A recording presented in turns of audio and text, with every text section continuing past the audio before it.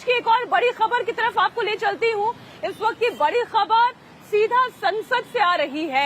आपने देखा मॉनसून सत्र की शुरुआत से ही किस तरीके से सरकार और विपक्ष के बीच में मणिपुर हिंसा पर प्रधानमंत्री के बयान को लेकर बात ठनी हुई है और आज जितने भी विपक्षी सांसद हैं उन्होंने काले कपड़े पहनकर विरोध जताया है, प्रोटेस्ट किया है। ये तस्वीरें इस वक्त मैं आपके सामने रख रही हूं। आप देख रहे हैं मल्लिकार्जुन खड़गे काले कपड़ों में नजर आ रहे हैं। जितने विरोधी सांसद हैं बड़ा सा बैनर पोस्टर लेकर मार्च करते हुए नजर आ रहे हैं। आप ये जानते हैं कि सरकार के खिलाफ कांग्रेस पार्टी की ओर से नो कॉन्फिडेंस मोशन लाया गया। कल ही नो कॉन्फिडेंस मोशन एक्सेप्ट भी कर लिया गया, लेकिन साथ ही साथ स्पीकर ओम बिरला की ओर से ये कहा गया कि इस पर चर्चा का दिन कौन सा होगा, समय कौन सा होगा, ये सभी दलों के नेताओं से चर्चा करने के बाद तय किया जाएगा, क्योंकि प्रधानमंत्री के भी बहुत सारे कार्यक्रम होते हैं। ऐसे में ये देखना होगा कि प्रधानमंत्री की अवेलेबिलिटी कब है जब वो सदन में आकर न सिर्फ इस पूरी चर्चा में भाग ले पाए और फिर इसके अंत में वो अपनी बात भी रख पाए। इम्पोर्टेंट ये है कि दिन और तारीख जब भी तय हो, लेकिन विरोधी विरोध दर्ज करने का एक भी पल गवारा नहीं चाहते हैं। और इसी कड़ी में आप सुनिए कांग्रेस सांसद गौरव गोगोई को, जो कल ही ऑपोजिशन की ओर से कांग्रेस की ओर से नो कॉन्फिडेंस मोशन लेकर आए।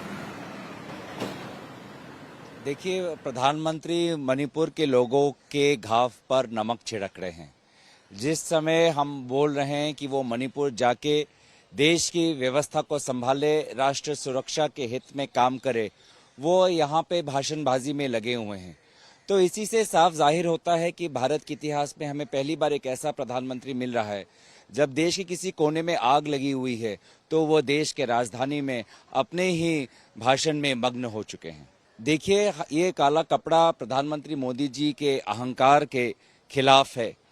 जब देश जल रहा है, जब मणिपुर विभाजित हो गया है, तो प्रधानमंत्री को अपनी छवि की पड़ी है, अपने अहंकार को वो ज्यादा महत्व देते हैं। उस अहंकार को तोड़ने का काम आज हम कर रहे हैं। अब ये विरोधियों की भाषा में हम कहें तो अहंकार की संज्ञा दे रहे हैं प्रधानमंत्री Narendra Modi. No confidence motion पर चर्चा नहीं करना चाह रहे हैं, ये अहंकार की बात कही जा रही है गौरव गोगोई की ओर से। वहीं अगर आप सरकार का पक्ष सुनेंगे तो सरकार ये कहती है कि हम चर्चा करने के लिए तैयार है, हम चर्चा से नहीं भाग रहे हैं और हम हर परिस्थिति के लिए भी संसद में मणिपुर हिंसा हो या बंगाल हिंसा हो या राजस्थान और छत्तीसगढ़ का मसला ही क्यों ना हो, हम पूरे देश की कानून व्यवस्था पर भी बात करने के लिए तैयार हैं। लेकिन ये बातचीत होगी, ये चर्चा होगी तो संसद के नियमों के मुताबिक। और इसी कड़ी में आप देखें कि नो कॉन्फिडेंस मोशन को एक्सेप्ट कर लिया गया और स्पीकर की तरफ से ये भी कहा गया कि इसका समय और इसका दिन भी चिन्हित किया जाएगा। लेकिन आज ऑपोजिशन की ओर से ये कहा गया, काले कपड़े पहनकर एक मैसेज देने की कोशिश की गई कि उन्हें चर्चा चाहिए और आज ही ये चर्चा चाहिए। अब आप इसे सरकार की भी हठधर्मिता कह सकते हैं या फिर आप इसे विपक्ष की भी हठधर्मिता कह सकते हैं, लेकिन हकीकत यह है कि ना चर्चा हो पा रही है, ना महत्वपूर्ण विधेयक अब सदन में पास हो पा रहे हैं। एक और तस्वीर इस वक्त आप देख रहे हैं और साथ ही साथ किस तरीके से विपक्षी दल और खासतौर पर इंडिया अलायंस के जितने दल हैं वो एक के बाद एक तीखा वार प्रधानमंत्री नरेंद्र मोदी पर कर रहे हैं, क्योंकि हर किसी के बयानों में सीधा डायरेक्ट अटैक पीएम मोदी पर होता है। आप ये देखिए, राघव चड्ढा की बात करें, काले कपड़े के जरिए वो विरोध जता रहे हैं। सरकार मणिपुर पर संवेदनशील नहीं है, ये आरोप लगा रहे हैं। मोदी सरकार को नींद से जगाने के लिए प्रोटेस्ट किया जा रहा है, ये राघव चड्ढा ने कहा। पार्लियामेंट परिसर के अंदर सांसद काले कपड़े पहनकर आए हैं और नारेबाजी चल रही है और संजय सिंह खुद गांधी प्रतिमा के सामने इस वक्त इस प्रोटेस्ट की अगुवाई कर रहे हैं। आप जानते हैं आम आदमी पार्टी के सांसद संजय सिंह लगातार हंगामे के चलते और उनकी ओर से बार बार सदन की कार्रवाई बाधित होने की वजह से उन्हें पूरे सत्र के लिए, इस मॉनसून सेशन के लिए उन्हें निष्कासित कर दिया गया है और इसलिए इस प्रोटेस्ट की अगुवाई करते हुए आप संजय सिंह को देख सकते हैं। आइए आपको सुनाते हैं आम आदमी पार्टी के सांसद राघव चड्ढा ने आज किस तरीके से सीधा डायरेक्ट प्रधानमंत्री नरेंद्र मोदी पर अटैक किया। वस्त्र जो हैं, आज जो फैसला लिया गया है कि तमाम सांसद जो इंडिया अलायंस के साथी सांसद हैं वो आज काले वस्त्र पहनकर आए हैं ताकि हम लोग अपने वस्त्रों के माध्यम से भी अपना विरोध दर्ज करा सकें कि जिस प्रकार से एक निर्दयी सरकार मणिपुर के बारे में बिल्कुल भी संवेदनशील नहीं है, मणिपुर के विषय में संज्ञान लेने को तैयार नहीं है, उस सरकार को अपने वस्त्रों के माध्यम से भी, इस काले कपड़े के माध्यम से भी मैसेज पहुंचाएं कि अपनी नींद से जागो, सत्ता के नशे से बाहर आओ। और एक प्रयास है मणिपुर के लोगों के साथ खड़े होने का, कंधे से कंधे मिला के खड़े होने का। देखिए, मैंने भी ये बयान सुना जिसमें बताया गया कि भारत देश अब दुनिया की 3rd लार्जेस्ट इकोनॉमी बनने जा रहा है, 5 ट्रिलियन की इकोनॉमी हम हो जाएंगे। ये एक अरिथमेटिकल इनएविटेबिलिटी है, ये होना लाजमी है। It's an arithmetical inevitability. इसमें कोई ऐसी चीज नहीं है कि कोई ऐसी चीज बोल दी जो आज से पहले होनी नहीं थी और बस अब ये सरकार बन गई और कोई एक पर्टिकुलर शख्स प्रधानमंत्री बन गए तो हो जाएगी। ये होना लाजमी है, आज नहीं तो कल, कल नहीं तो परसों।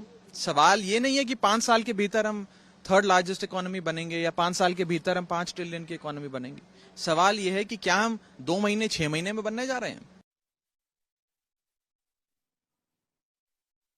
देखिए, ये प्रधानमंत्री की संवेदनहीनता को दर्शाता है कि देश का एक हिस्सा जल रहा है, वहां बलात्कार की, लूट की, आगजनी की घटनाएं हो रही हैं, हत्याएं हो रही हैं, दरिंदगी और हैवानियत हो रही है, और अभी भी हमारे प्रधानमंत्री को 2024 में कैसे वापस आएंगे इसकी चिंता सता रही है। सत्ता की इतनी भूख होना अच्छी बात नहीं है। आपको इस समय सिर्फ और सिर्फ चिंता होनी चाहिए मणिपुर की। वो हमारा बॉर्डर स्टेट है।